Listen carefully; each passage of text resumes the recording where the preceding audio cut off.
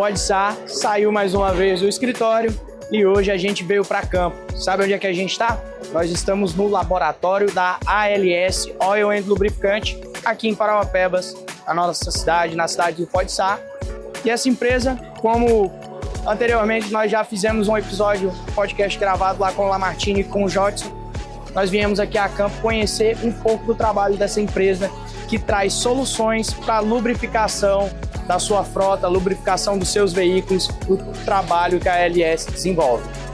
Eu estou aqui com o Jodson, que é supervisor do laboratório aqui da ALS Oil and Lubrificantes, e ele vai apresentar um pouquinho para a gente. Jodson, muito obrigado por nos receber aqui hoje, tá? Muito obrigado pelo convite. Gostaria que você falasse um pouquinho desse trabalho, de como está sendo, né, esse início aqui do laboratório da ALS em Parauapebas.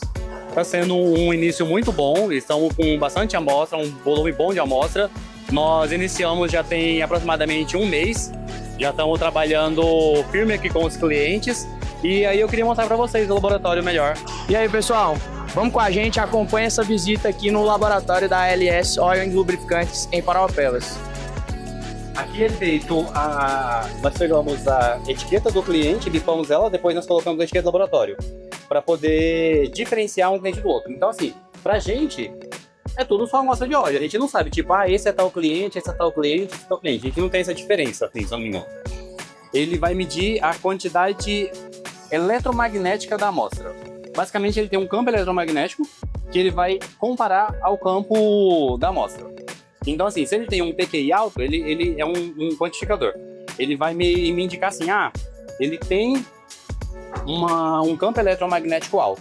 Então, quando ele tem um PQI mais alto, a gente compara com os outros equipamentos e vê, tipo assim, se ele tem um PQI alto, às vezes pode ter um ferro alto, entendeu? Se ele tem um PQI baixo, pode ser que ele tenha um cobre alto. Aí deixa eu ver se eu entendi. Então, quando tem um campo eletromagnético, quer dizer que ele tem mais partículas ferrosas. Isso. Então, o motor tem alguma coisa desgastando mais ali. Exatamente. Geralmente, motor nem tanto. Motor, ele vai dar mais vanádio alto. Mas engrenagem, porque assim, engrenagem é onde tem mais atrito entre um e outro. A hora que tem esse atrito, tem muito desgaste. Então, engrenagem sempre dá um PQI mais alto. É esperado, engrenagem é comum, dá mais alto. Fantástico. Assim, meu queridinho, ele é automático. Então, basicamente, eu programo o computador para fazer a análise, coloco ela, 24 amostras, e deixo ele trabalhando, entendeu? Ele é um equipamento que ele vai fazer a diluição da amostra, a gente coloca meio copinho desse daqui de amostra, aí ele vai colocar do solvente dentro da amostra, dilui ela, e aí depois faz a análise dela. Ele mesmo vai girando, contando. Aqui é onde nós fazemos a amostra de radiadores. Esse aqui a gente faz a análise de nitrito. Ele é uma titulação. A gente titula ele com um solvente e um titulante. E aí, quando tem a troca de cor, a gente bota no nosso software e ele vai dar um valor exatamente de nitrito. Aí tem também um pHmetro e um condutivímetro para fazer as análises de radiador. Olhando toda a estrutura aqui, eu fico me imaginando, em quanto tempo que uma amostra chega, em quanto tempo essa amostra já tem os resultados liberados, né? Eu vi que você falou que é 24 horas ali Não, 24 amostras. 24 análises, isso. Então, ele faz. A partir do momento que uma amostra chega para vocês, um determinado cliente, em quanto tempo vocês vão ter a análise completa esperada? A maioria dos nossos prazos são de 48 horas. O prazo nosso é 48 horas. Mas a gente está conseguindo entregar 75% das análises em 24 horas. Antes de 24 horas a gente consegue entregar as análises. Então o cliente já vai ter o relatório disponibilizado para ele. Muito rápido.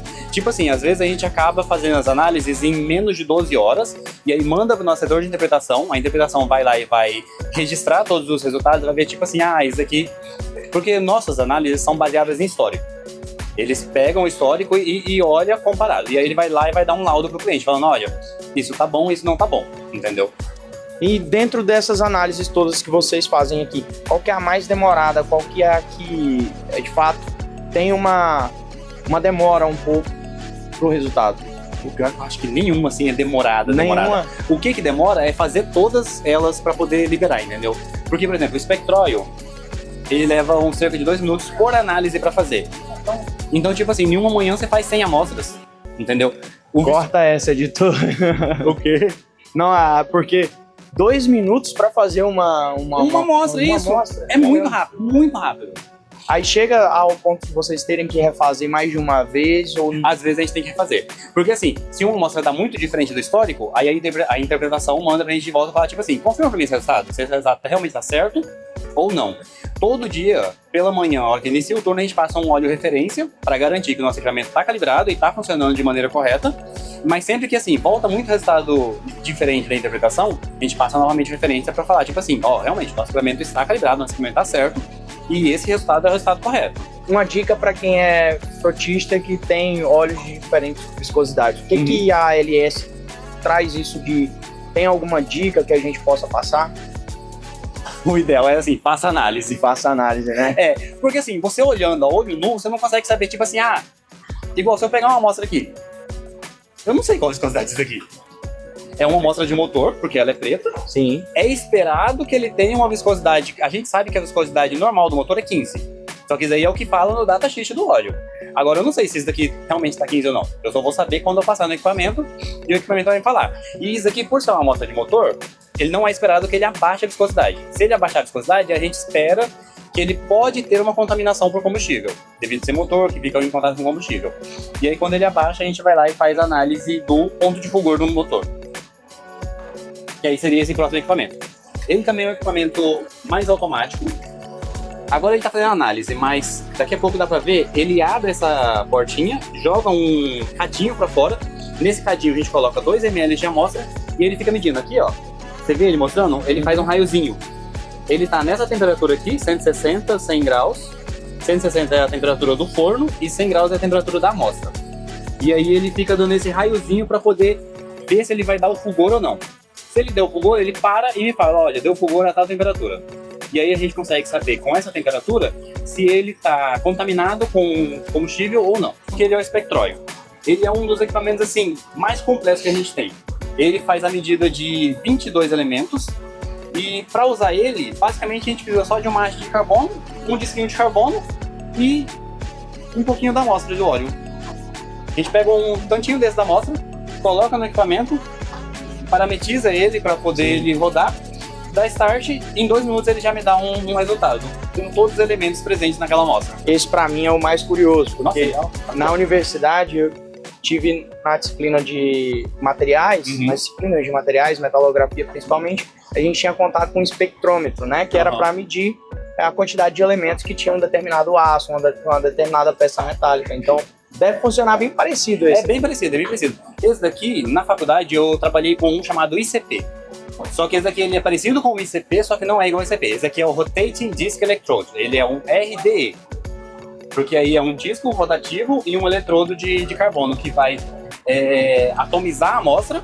E aí quando ela atomiza, os elétrons que saem dela, quando voltam, eles emitem um fóton de luz. Jodson, muito obrigado mais uma vez. Muito obrigado. Agradecer você e a ALS por receber o PodSar aqui no laboratório. Ter essa aula que a gente teve aqui agora. E se você quer conhecer um pouquinho mais sobre a ALS, vai lá no histórico do PodSar, lá no YouTube, se inscreva no nosso canal, ativa o sininho. E lá tem um episódio que a gente gravou junto com o Jodson, junto com a Lamartine, que Lamartine já é quase um sócio aqui pra gente. Então, também procure lá no nosso Instagram, PodSar Podcast, né? Siga a gente nessas redes sociais e para quem quiser seguir a ALS, né? Tem o Instagram da ALS. Tem o Instagram da ALS, acho que é ALS Oil and Lubricants. ALS Oil and Lubricants. Pesquisa lá no Instagram, lá no LinkedIn também. No LinkedIn. Jodson e Lamartine estão lá bem ativos, né? Postam sobre um pouquinho da história, um pouquinho do trabalho da ALS. E é claro, se você gostou, deixa o like nesse vídeo e não esqueça de comentar. E a gente vai ficando por aqui. Muito obrigado a todos. Obrigado.